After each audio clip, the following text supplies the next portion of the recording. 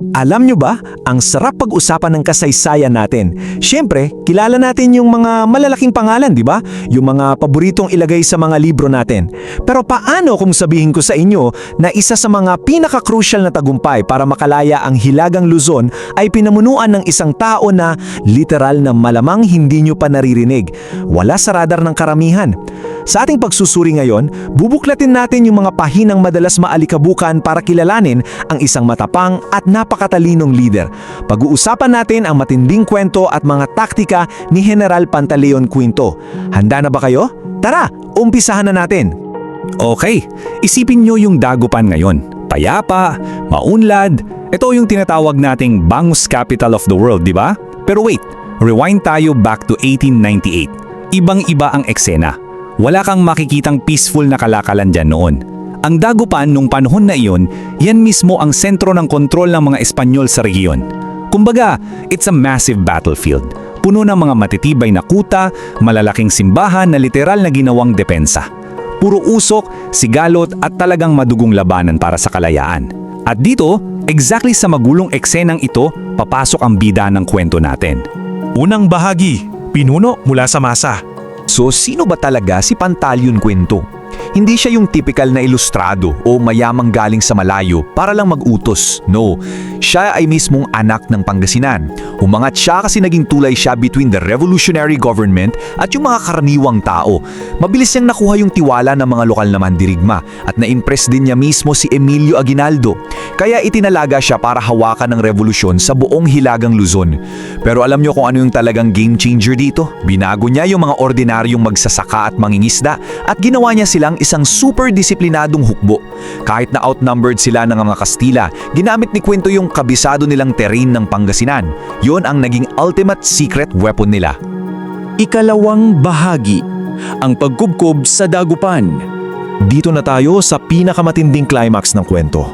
Early July 1898, nagkaisa sila ni General Francisco Macabulos para simulan ang pagkukob o yung siege. Ngayon, dahil nagtago at nagkulong ang mga Espanyol sa loob ng mga matitibay nilang kuta, imbes na basta-basta na lang sumugod at magsakripisyo ng napakaraming buhay, which is, napakadelikado, nag-isip ng matindi si Quinto. Anong ginawa niya? Inatake niya ang mga linya ng supply ng kalaban. Literal na pinutol niya yung pagkain at bala ng mga Espanyol.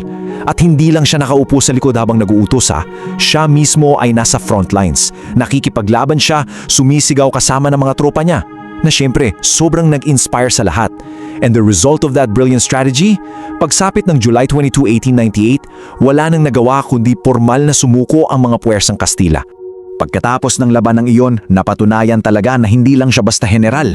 Siya na yung mismong simbolo ng tagumpay ng bawat Pangasinense. Gusto kong ma-realize ninyo yung bigat nito. Yung tagumpay na iyon noong July 22, tuluyan nitong tinapos ang 300 taon. 300 years na pananakop ng mga Espanyol sa buong rehiyon. Dahil sa kagitingan ni Corriento, naging madali para sa revolusyonaryong gobyerno na tuluyang hawakan at itatag ang kontrol sa kabuuan ng Hilagang Luzon. Napakalaking achievement, di ba? Pero, teka, huminto muna tayo. Sandali. Kung napakalaki pala ng ambag niya, bakit siya nakalimutan? Paanong ang isang general na may ganito katinding talino na nagpalaya sa isang buong rehiyon, halos wala man lang sa mga history books natin nung elementary o high school? Mapapaisip ka talaga. Ayon sa mga historiador, may dalawang pangunahing teorya kung bakit parang nabura ang pangalan niya sa pambansang kamalayan. Ang unang teorya ay patungkol sa pagdating ng mga Amerikano. Siyempre, nung nagkaroon ng bagong colonial power, may dala rin silang mga bagong bayani at bagong narratives na ituturo sa mga paaralan. Kaya medyo natabunan yung mga kwento ng ating mga local na revolusyonaryo. Yung ikalawang teorya naman, nakatutok sa mismong loyalty ni Quinto. Matindi kasi ang katapatan niya sa sariling probinsya. Dahil ibinuhos niya yung buong oras at dedikasyon niya para sa Pangasinan, nananatiling intensely local yung influence niya. Hindi na umabot sa national level yung pangalan niya. Ngayon, we are not saying kung alin dito ang mas tamang teorya. Ipinapakita lang natin na napakaraming historical forces ang nagdedesisyon kung sino ang naisasama sa mga libro. Kaya ang pinakamahalagang takeaway natin dito ay ito. Ang kalayaang nararanasan at tinatamasa sa Pangasinan ngayon, may bakasyan ng pawis at dugo ni General Quinto. Oo, baka wala siya sa maraming libro, pero hindi kailanman mabubura noon yung katotohanan ng nagawa niya.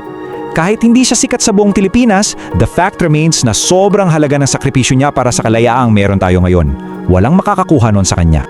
Sabi nga sa isang napakagandang kaisipan, ang tunay na kabayanihan ay hindi laging nagtatapos sa mga malalaking monumento. Minsan ito ay nasa mga tahimik na tagumpay na nagpabago sa daloy ng ating kasaysayan. Si General Pantaleon Quinto ang perfect example niyan. Isa siyang buhay na paalala na hindi lahat ng nagligtas sa atin ay may malaking estatwa sa gitna ng plaza. Kadalasan, yung mga tahimik, yung mga nakalimutang tagumpay na ito, sila pa yung tunay na naglatag ng matibay na pundasyon ng ating kalayaan. Kaya bago tayo magtapos, gusto kong iwan sa inyo ang tanong na ito. Kayo ba? May kilala ba kayong nakalimutang bayani mula sa inyong sariling probinsya? For sure, ang dami pang mga General Quinto dyan sa iba't ibang sulok ng bansa na naghihintay lang na muling makilala. Gusto kong pag-isipan nyo yan at sana i-share nyo yung mga pangalan nila sa ibaba para mapag-aralan din natin. Ibahagi nyo na rin itong pagsusuri natin para tuloy-tuloy nating buhayin ang kwento ng mga taong tulad ni General Quinto. Maraming salamat sa pagsama sa akin ngayon at hanggang sa muli nating paghimay sa mga kwentong patuloy na naguhulma sa ating lipunan. Kung nagustuhan mo ang kwentong ito, huwag kalimutang i-like ang video, mag-subscribe at i-on ang notification bell para sa iba pang alamat at kwentong bayan. I-share mo rin ito para mas marami pang Pilipino ang makaalala ng kagandahan ng ating mga kwento.